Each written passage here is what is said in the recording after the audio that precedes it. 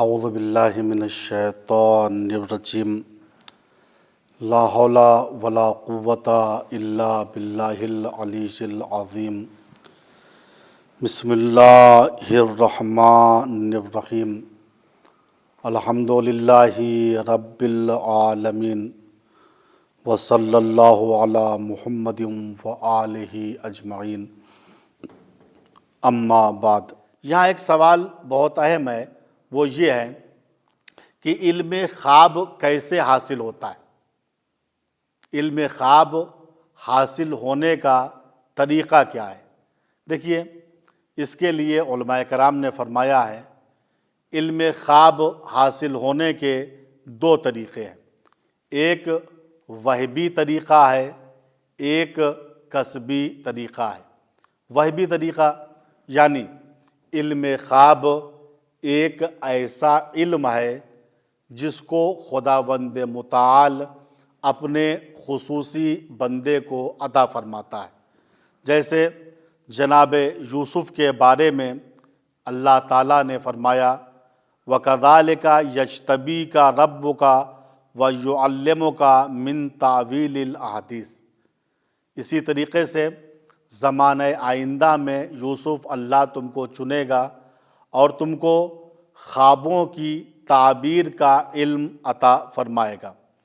اور خود جناب یوسف نے مقام شکر میں جب بادشاہت مل گئی تو فرمایا رب قد آتیتنی من الملک، میرے پروردگار تو وہ ہے جس نے مجھ کو ملک و سلطنت عطا فرمائی ہے، وعلمتنی من تعویل الاحادیث، پروردگار تو وہ ہے جس نے مجھ کو خواب کی تعبیر کا علم عطا کیا ہے۔ یہ ہے طریقہ وہبی، اللہ جس کو چاہتا ہے عطا کرتا ہے۔ علم خواب نور یغذف اللہ فی قلب من یشاء، ایک نور ہے، اللہ جس کے دل میں چاہتا ہے اس نور کو اتار دیتا ہے۔ علم خواب حاصل کرنے کا دوسرا سلیقہ اور طریقہ کسبی ہے، یعنی آدمی قرآن و حدیث سمجھنے کے بعد اس کے جو بطون ہیں، جو باطن ہیں، اس کو مد نظر رکھے۔ اس کے ساتھ اگر اس کے پاس ذوق سلیم ہے تو وہ تعبیر خواب کے علم کو حاصل کر لے گا۔ چونکہ میں نے بارہا عرض کیا، قرآن کریم میں اور معتبر روایتوں میں اس دنیا کی ساری مثالیں بیان کی گئی ہیں جو دنیا انسان کو خواب میں نظر آتی ہے۔ قرآن وہ ہے کہ ظاہرہ انیق و باطنہ عمیق، جس کا ظاہر لبھا لینے والا ہے، ہر انسان سمجھ لیتا ہے، لیکن باطنہ عمیق، اس کا باطن بہت گہرا ہوتا ہے کہ لا یعلم تعویلہ الا اللہ والراسخون فی العلم، جس کے حقیقی معنی کو یا اللہ جانتا ہے یا راسخون فی العلم جانتے ہیں، یا وہ لوگ جانتے ہیں جو راسخون فی العلم سے اپنے علم کو متصل رکھتے ہیں، اپنے علم کو حاصل کرتے ہیں راسخون فی العلم کی روایتوں سے، احادیثوں سے۔ غرض اگر انسان باطن قرآن پر نگاہ رکھے، باطن حدیث پر نگاہ رکھے تو علم خواب بقدر ضرورت حاصل کر سکتا ہے۔ قرآن کریم میں سارے خوابوں کی تعبیر موجود ہے۔ مہدی عباسی، جو عباسی 8واں ظاہراً خلیفہ ہے، مہدی عباسی نے خواب میں دیکھا میرا چہرہ سیاہ اور کالا ہو گیا ہے۔ درباری دانش مندوں کو بلایا جو علم خواب کے ماہر تھے، ان کے سامنے اپنے خواب کو رکھا اور کہا کہ میں نے خواب میں یہ دیکھا ہے کہ میرا چہرہ سیاہ ہو گیا ہے، اس کی تعبیر کیا ہے؟ معبرین نے سر جھکا لیا اور کہا حضور ہماری سمجھ سے باہر آپ کا خواب ہے، لیکن ہمارے استاد ہیں ابراہیم کرمانی، وہ بڑے عالم قرآن ہیں، وہ اس کی تعبیر بتا سکتے ہیں۔ ابراہیم کرمانی کو بلایا گیا، ابراہیم کرمانی مہدی عباسی کے سامنے آئے، مہدی عباسی نے اپنے خواب کو بیان کیا۔ ابراہیم، میں نے خواب میں یہ دیکھا ہے کہ میرا چہرہ کالا پڑ گیا ہے۔ تو ایک مرتبہ ابراہیم کرمانی نے کہا، حضور مبارک ہو، عن قریب آپ کے گھر میں لڑکی پیدا ہونے والی ہے۔ اتنا سننا تھا۔